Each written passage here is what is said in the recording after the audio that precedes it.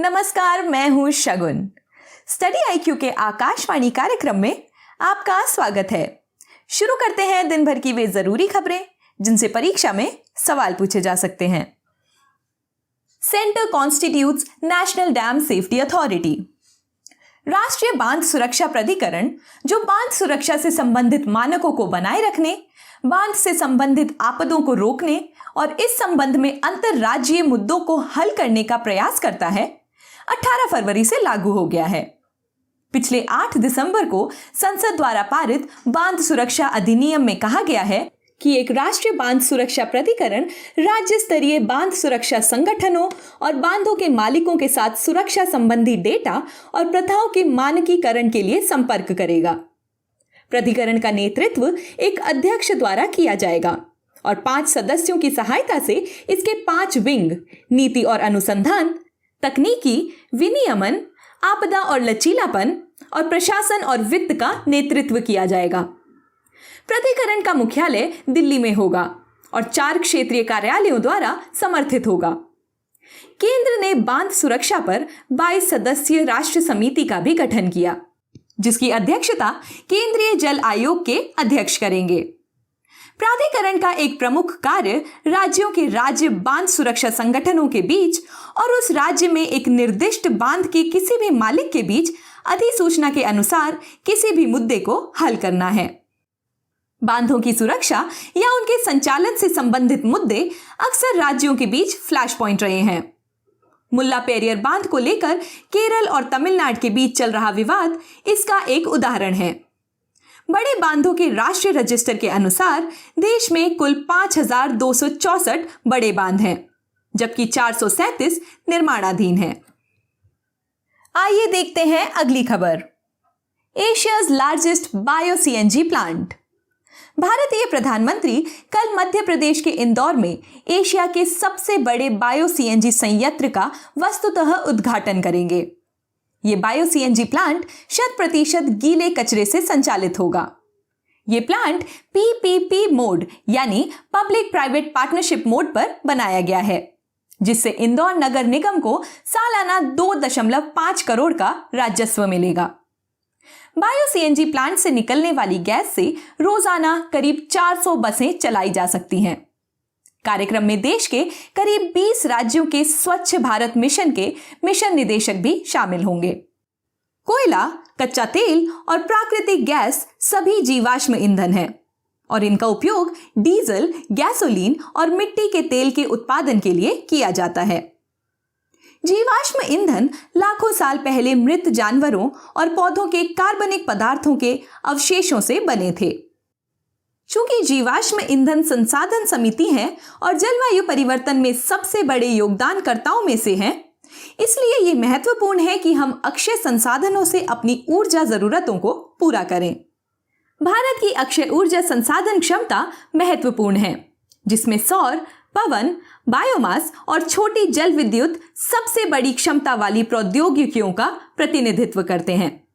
इन सब के बीच बायोमास पर विशेष ध्यान देने की आवश्यकता है। पृथ्वी पर मौजूद सभी जीवित पदार्थ जो शैवाल, पेड़ और फसलों सहित बढ़ते पौधे से या पशु खाद्य से प्राप्त होते हैं, बायोमास कहलाते हैं।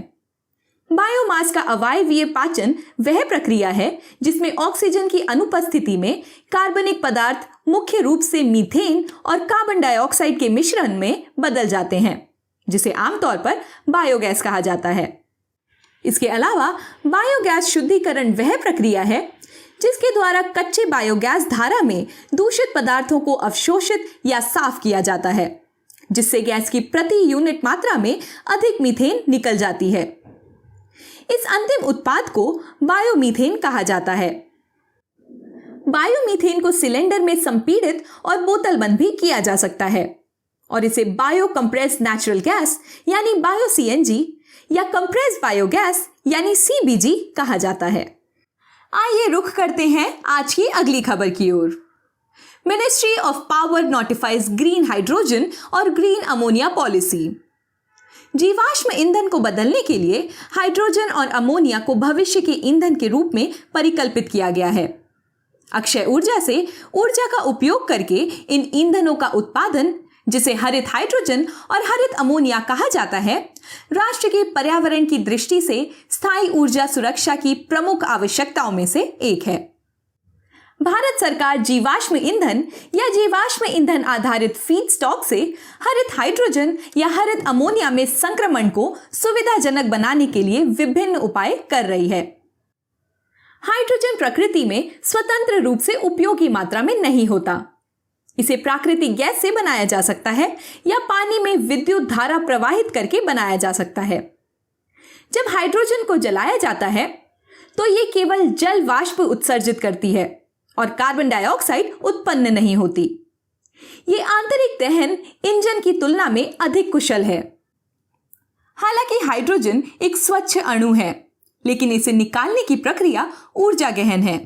साथ ही हाइड्रोजन ईंधन आधारित वाहन बनाना महंगा है। आइए देखते हैं अगली खबर।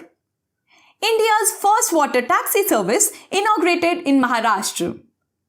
भारत की पहली जल टैक्सी सेवा का उद्घाटन गुरुवार को महाराष्ट्र में नवी मुंबई क्षेत्र को मुख्य भूमि मुंबई से जोड़ने के लिए किया गया।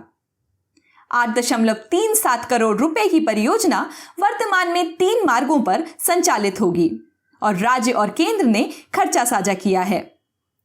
3 मार्गों में बेलापुर से फेरी घाट, घरेलू क्रूज टर्मिनल, बेलापुर से एलिफेंटा गुफाएं और बेलापुर से जेएनपीटी शामिल हैं। प्रारंभिक चरण में 7 स्पीड बोट इन मार्गों पर चलेंगे। गौरतलब है कि भारत की पहली ट्रेन मुंबई और ठाणे के बीच चली और धीरे धीरे पूरे देश में इसका विस्तार हुआ। निवेशकों के लिए इस क्षेत्र में व्यवसाय स्थापित करने के लिए परिवहन की आसानी एक महत्वपूर्ण कारक है। चलिए बढ़ते हैं आज की आखिरी खबर की ओर। Gujarat biotechnology policy for 2022 to 2027।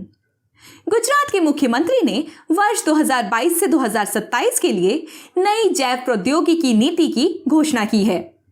इस नीति के तहत रणनीतिक परियोजनाएं और बड़ी परियोजनाएं विशेष पैकेज के लिए पात्र हैं।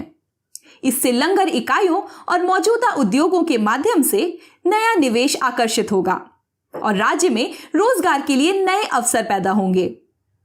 इस नई नीति के तहत 200 करोड़ रुपए से कम पूंजी वाली निवेश वाले एमएसएमई को अधिकतम 40 करोड़ रुपए की सहायता दी जाएगी।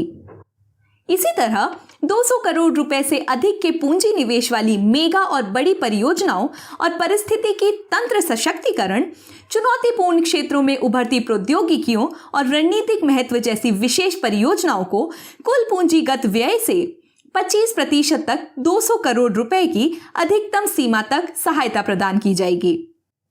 ये सहायता 5 वर्षों में 20 तिमाही किश्तों के रूप में प्रदान की जाएगी। तो दोस्तों, ये थी हमारी आज की कुछ विशेष खबरें। मिलती हूं कल आपसे इसी समय। नमस्कार।